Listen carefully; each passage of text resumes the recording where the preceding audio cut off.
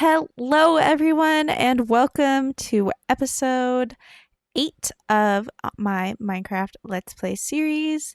And I actually have a tiny bit of a confession. Everything that you are going to see in this video has already been pre-recorded. I actually lost my voice for a few days, so I just did a bunch of digging. There is going to be a lot of time lapses in this video. In fact, it's mostly going to be time lapses, but I've decided instead of just playing music like I normally do, I'm going to voice over a few of the parts to help kind of explain my progress.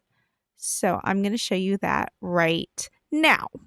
Hello, everyone. As you can probably hear, I have lost my voice yet again. However, I have been procrastinating recording this clip and editing this video for about 2 weeks, and from the date of recording, this video needs to be published in 2 days.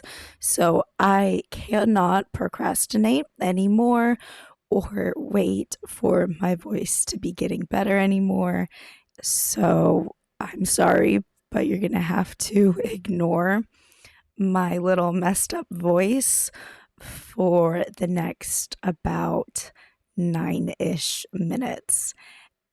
And on that note, the next 9-ish minutes you are seeing is actually about 15 hours worth of digging compressed into a little 9-minute clip. And we've already moved past that point, but I did at first start just by digging a little chaotically. My brain needed a break from just digging in the same circle again and again and again. Later on in this little time lapse, you will see that I do end up switching to a more uniformed, what's the right word? I end up switching to a more uniformed, organized way of digging, which also ended up helping me really get into a groove and make sure I was doing everything right. I did run into issues where I was digging and then suddenly there was a cave. Whenever I would run into a cave, I mostly just tried to dig around it as best as possible while still keeping my little square. And I know it's going to bother some of y'all because it did in the end, as I'm editing these clips together, start to bother me. But my square is not centered at all. I don't even know how I ended up with a square that wasn't centered. It's probably because I wasn't counting. I was just digging when it felt good. That, however, is on me, and it probably bothers me than it would bother any of y'all. So it really came back to bite me.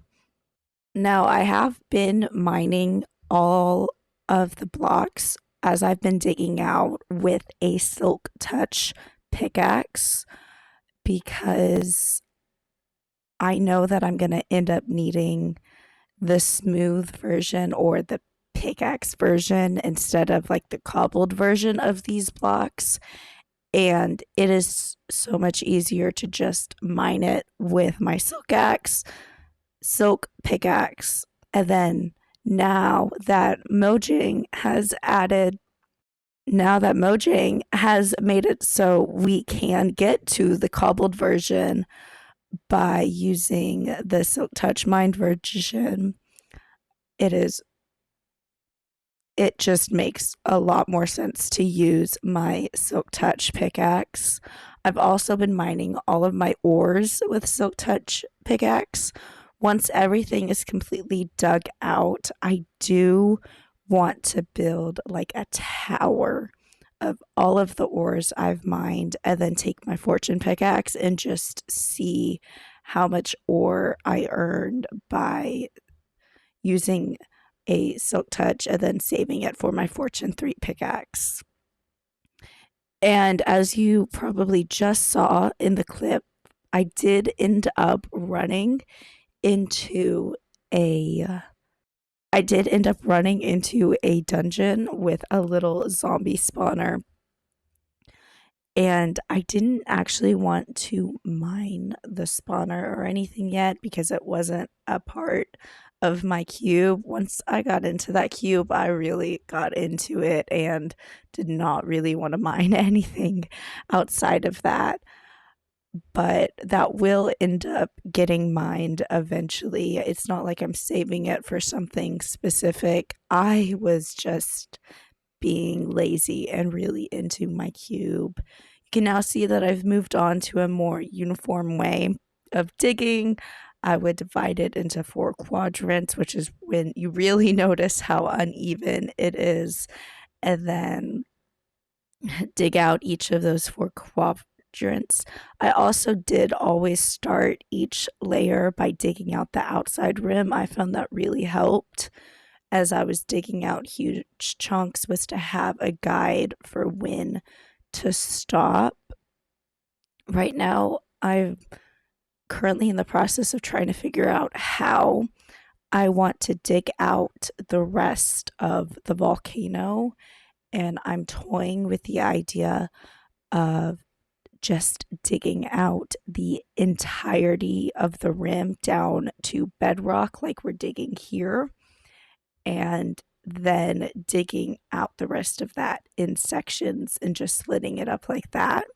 That may be the easiest way for me to complete this project. And I believe that is all of the little thoughts and notes I have about this digging process right now and about my current and future plans. So I'm going to turn it over to music to give your ears just a little bit of a break from hearing my very messed up voice. And the music is probably only going to play for about 2, maybe 3 minutes or so. So have fun.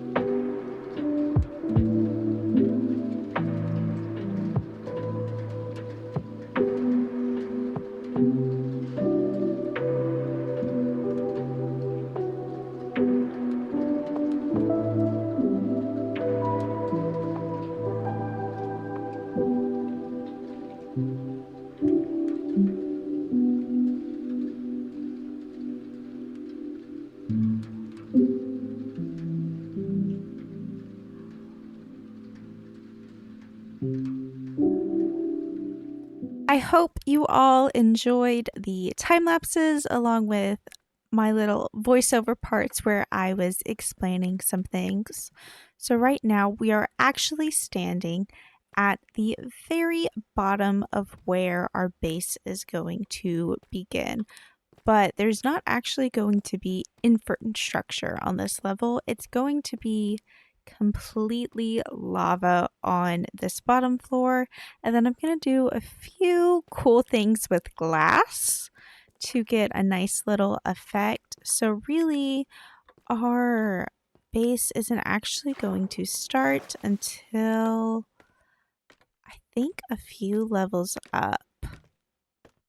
Probably about here is when our actual base is going to start, which still gives plenty of space for us to fill in with farms and other little compartments. Now, you may be wondering just a couple of things. The first one you're probably wondering is, why did I stop doing my little circle thing that I was doing and instead just decided to do a square? And that is because I just mentally needed to see how far we had to get and the progress I have completed. And I think this square is really helpful for that mental state. And I'm going to start doing it in sections because digging out one block extra every 5 blocks was really slowing me down versus being able to dig in this square pattern. I was able to get into a nice little groove. And I think our next section is going to be right here. And if we end up needing to move our little beacon over, we're going to be able to, since that is already at the bottom. And we're just going to keep working in sections. And then finally, I think I'm going to save expanding the outer circles for last. I also might make the amount I expand them longer. So instead of doing 5, might slowly move into like 6 and eventually into like 10 or 15, just to make things a bit easier. Since this is going to be an underground part, it's not really going to affect how it looks on the outside. Because if you remember, the spot where we're actually going to dig the outside to is all the way up there, and the outside isn't even going to look exactly like this circle. We're going to add blocks and make it look more organic and volcano-y because we are just building a shape right now. And it does already kind of look like a volcano, but we are going to make it definitely a volcano and add lava and some cool features. And I think it's just going to look so cool when it's done.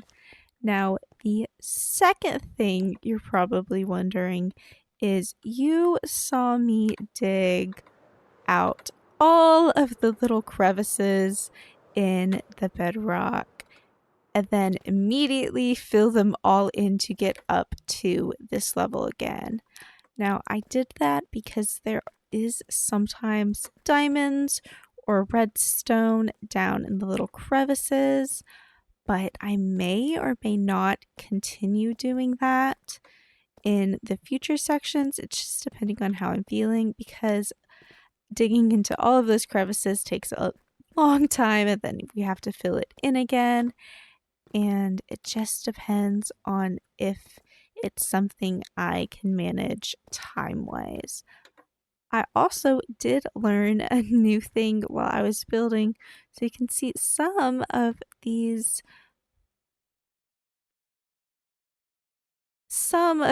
deep slate blocks are actually facing different directions. I didn't realize that deep slate was a directional block. I thought it was like iron where you just place it and it looks the same no matter which little corner you're placing it on.